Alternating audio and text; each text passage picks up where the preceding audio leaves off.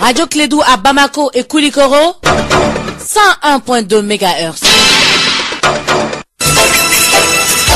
Radio Clédou, le journal avec Sotelma Malitel.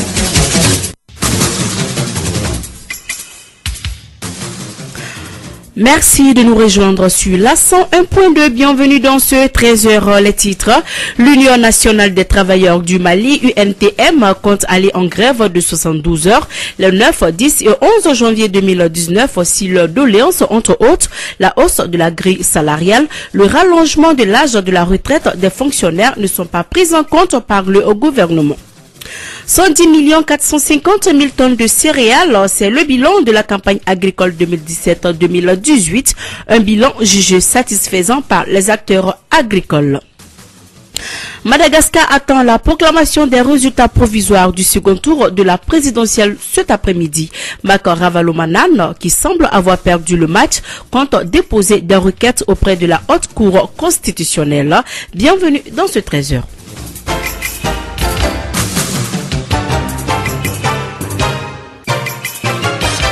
Tout d'abord, en bref, le Front de libération du Massina, groupe djihadiste du prédicateur radical Amatou Goufa, donné pour mort par Paris et Bamako, a revendiqué hier l'enlèvement samedi dernier d'un enseignant malien dans le centre du pays. Le raz s'est déroulé sur une pinasse entre les localités de Tenankou et de Mopti.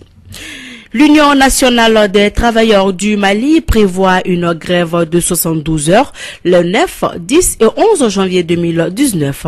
La centrale syndicale ne prendra pas part aux travaux de la conférence sociale prévue en janvier prochain tant que les 12 points de son cahier de doléances ne sont pas satisfaits. C'est ce qu'a déclaré Yacouba Katili, le secrétaire général de l'UNTM lors d'une conférence de presse. L'UNTM attaché au respect du droit n'a nullement demandé la remise en cause des droits acquis par les catégories des fonctionnaires. L'alignement demandé vise le maintien des acquis. Autrement dit, il s'agit soit de faire une grille de plafond plus élevée que toutes les grilles existantes ou d'appliquer à tout le monde la grille la plus avancée et de procéder à calibrer les grilles des catégories inférieures. Notre proposition alternative à 65 ans consiste à échelonner les âges de départ à la retraite. Ainsi, les détenteurs de DEA et de doctorat devraient partir à la retraite à l'âge de 65 ans, car venant plus tardivement dans la vie professionnelle, les détenteurs de master 1 et 2 à 64 ans. C'est de la licence, 63 ans B1 et B2 et C à 58 ans. Cet échelonnement non plus n'a pas emporté l'accord du gouvernement. L'UNTM culturellement est une création de la nation. Elle a programmé une grève d'avertissement de 72 heures, 9, 10, 11 janvier 2019. Yacouba Katili, secrétaire général de l'UNTM. Le pari du programme de l'initiative RI de 2008-2009 a été gagné cette année avec 10 450 000 tonnes de céréales à l'issue de la campagne. Ce bilan dépasse largement la prévision du département de l'agriculture, Fanta Diakiti. L'année 2018 a été une grande satisfaction pour les producteurs en général et particulièrement le ministère de l'Agriculture. C'est là grâce à la validation du plan ambitieux de la campagne 2017-2018 au cours du Conseil supérieur de l'agriculture présidé par le président de la République Ibrahim Boubacar Keïta. Dr Nango Dambélé, ministre de l'Agriculture. Après l'adoption de ce plan de campagne, nous avions proposé comme ambition 10 80 000 tonnes. À l'arrivée, les premières estimations de la production nous donnent 10 450 000 tonnes, donc nous avons largement dépassé.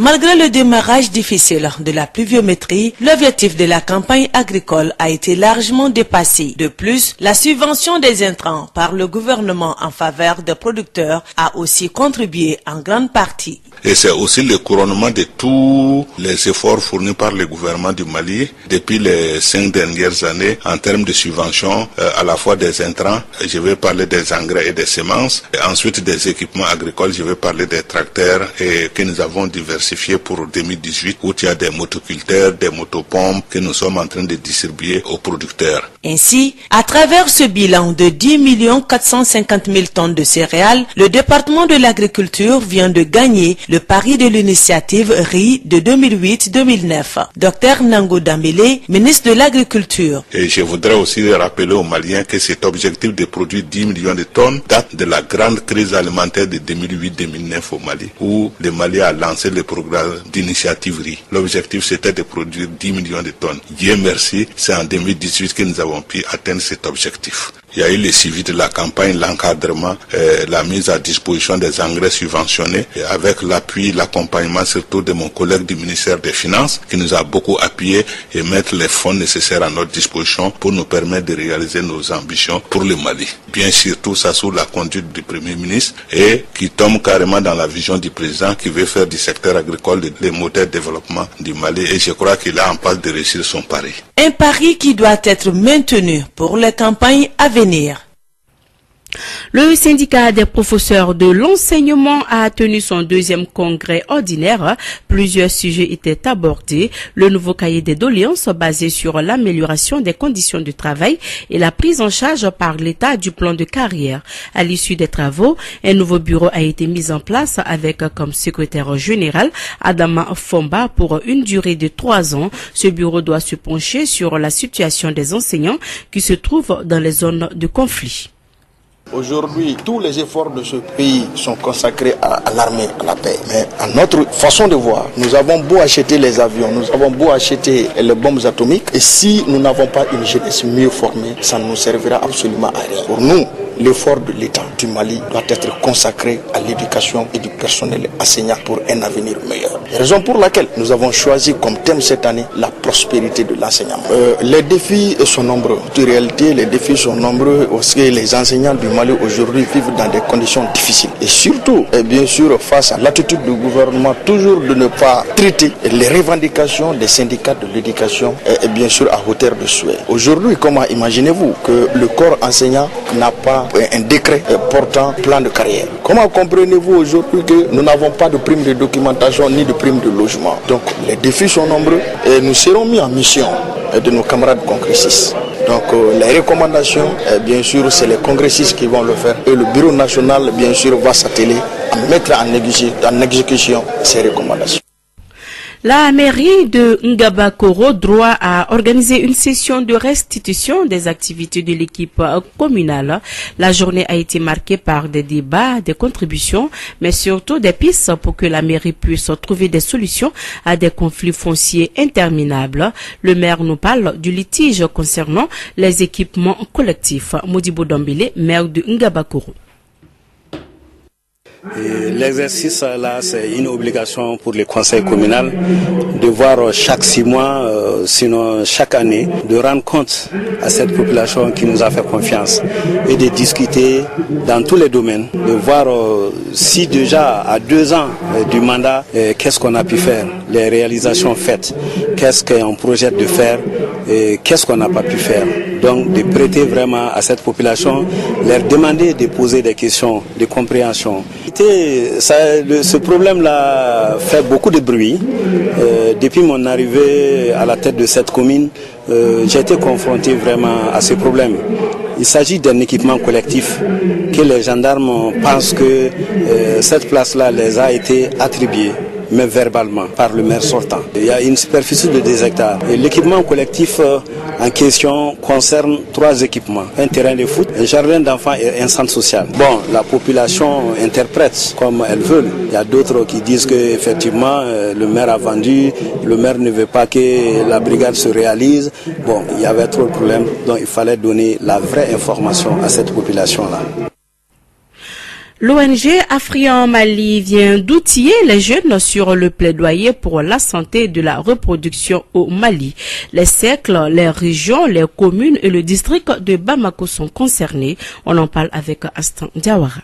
Afrion Mali est une structure récemment mise en place à la faveur des changements institutionnels et organisationnels. Elle vise à outiller les jeunes sur le renforcement des capacités en plaidoyer pour la santé de la reproduction. Afizou Bongana, coordinateur d'Afrion Mali. Afrion, c'est le réseau africain des adolescents et des jeunes en population et développement. L'objectif de cet atelier, c'est un atelier de renforcement des capacités des membres d'Afrion en plaidoyer. Depuis une année, nous faisons des ateliers, également beaucoup de sensibilisation. Dans ce cadre-là que nous avons commencé par Bougouni, Kiala, Sikasso, Fana, Koulikoro, et aujourd'hui nous sommes à Bamako parce que nous travaillons des questions sur les ODD. Donc nous sommes dit pour pouvoir parler de ces questions, nous d'abord nous devons être quand même bien outillés. Donc c'est dans ce cadre-là que nous renforçons les capacités de nos membres. Selon Khalifa Kamara, représentant du Conseil national de la jeunesse de la commune 4, cette formation vient à point nommé. Une formation qui est donnée aux jeunes par les jeunes, d'être vraiment assidus et concentrés de la formation et être à mesure après la formation d'aller inclure à d'autres jeunes. Nous comptons beaucoup sur ça, nous comptons sur l'assiduité et nous comptons vraiment sur votre survie. Les jeunes qui soient de la commune Katou, du Caille jusqu'à Kidal, nous sommes tous des jeunes et nous sommes érigés par le CNJ. À la fin de cette formation, un plan d'action de plaidoyer doit être élaboré et opérationnalisé en respectant les normes établies dans le domaine de la santé de la reproduction.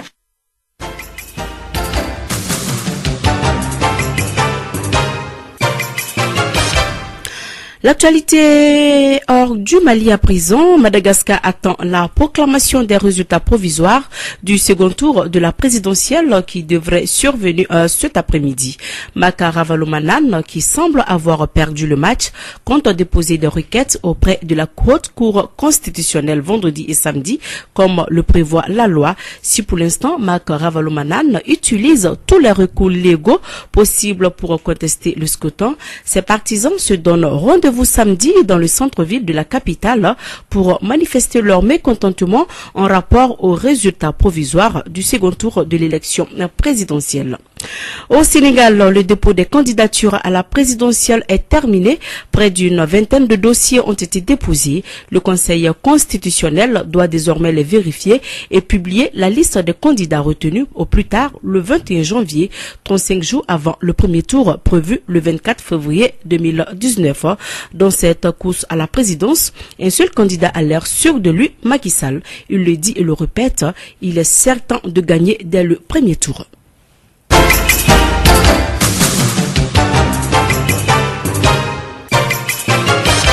Retour donc chez nous pour parler culture. La diva du Wassoulou, Oumou Sangaré, prévoit un concert en live gratuit le 29 décembre prochain à la Tour d'Afrique pour commémorer ses 30 ans de carrière musicale. Ce concert sera sécurisé par des forces de l'ordre et de sécurité. Il y aura également des invités et des tombolas. Oumou Sangaré lors de la conférence de presse qu'elle a donnée hier à l'hôtel Résidence Wassoulou. Ce qui m'a motivé, le but c'est juste offrir un concert gratuit à la population, à mes fans, à mes nombreuses fans et à tous les Maliens qui m'ont assisté depuis le début de ces carrières-là jusqu'à aujourd'hui. Ce que je donne hors du pays comme concert, j'ai envie de donner la même chose devant le public malien qui sache comment leur fils évolue même hors du Mali. Ça va suffire. Au fait, puisque Tour d'Afrique est très significatif, ça va suffire. Voilà, ça va continuer. On va faire avec ça, Inch'Allah. Et ça ira à une surprise. Une grande surprise. Une très très très grande surprise. Ceux qui sont très Facebook, ceux qui voient sur Facebook, ils vont voir pire que ça cette année. Depuis 2017, je tourne. Ceux qui voient sur Facebook, ils vont voir pire que le 29, Inch'Allah. Ça sera en live, 100% en live. Également, les journées théâtrales Gimba National débutent cet après-midi au Palais de la Culture. Au programme de cette 4e édition, spectacle théâtral, compétition théâtrale, grand spectacle humour, musique, remise de trophées. Habib Dambélé dit Gimba National. Le théâtre ne se réduit pas simplement à l'humour. L'humour est une toute petite branche du grand arbre qu'est le théâtre. Ce théâtre est en perte de vitesse. Le théâtre est une arme très efficace et très passive. Je suis un non-violent et je pense que puisque nous devons beaucoup au théâtre, puisque le théâtre est non-violent, puisque le théâtre sert la démocratie et le peuple, je me suis dit qu'il faut faire un événement qui fait en sorte que les gens se souviennent du théâtre une fois par an. L'événement, donc les journées théâtrales Guimba, cette année c'est une édition spéciale, c'est la 4e édition, mais elle est spéciale parce que normalement elle est élargie à toutes les régions. Toutes les régions fournissent une troupe de théâtre compétitive. Donc tout le monde est convié. Il y a une ouverture prévue donc à 16h au Palais de la Culture. Ça c'est l'entrée est gratuite pour tout le monde, tous les amis de la culture, toute la presse est conviée. Pendant l'ouverture, il va y avoir une prestation de Naïni Diabaté. Le vendredi soir, ce sera le résultat. Les prix seront offerts comme d'habitude et des trophées. Puis après, il va y avoir des prestations d'artistes. Nous pensons qu'il y a Bouye Kouyaté qui va être avec nous. Il y a Cheikh Sidiman qui va être avec nous. Il y a Djamiko, ma fille, qui va être avec nous. Et puis, il y a la crème de tous les jeunes humoristes. De tous les humoristes, parce qu'ils sont jeunes, mais ils sont super grands. Voilà, c'est sur cette page culture que se referme cette édition. Le rappel des titres. L'Union nationale des travailleurs du Mali compte aller en grève de 72 heures le 9, 10 et 11 janvier 2019 si leurs doléances, entre autres, la hausse de la grille salariale, le rallongement de l'âge de la retraite des fonctionnaires ne sont pas prises en compte par le gouvernement. 10 450 000 tonnes de céréales, c'est le bilan de la campagne agricole 2017-2018, un bilan jugé satisfaisant par les acteurs agricoles. Madagascar attend la proclamation des résultats provisoires du second tour de la présidentielle cet après-midi. Mak Ravalomanane, qui semble avoir perdu le match, compte déposer des requêtes auprès de la Haute Cour constitutionnelle. Voilà, c'est donc tout pour cette édition. Merci de votre fidélité. Présentation Mariam Kouyaté. Dans un instant, votre page électe. Radio Kédou, le journal avec Sotelma Malitaire.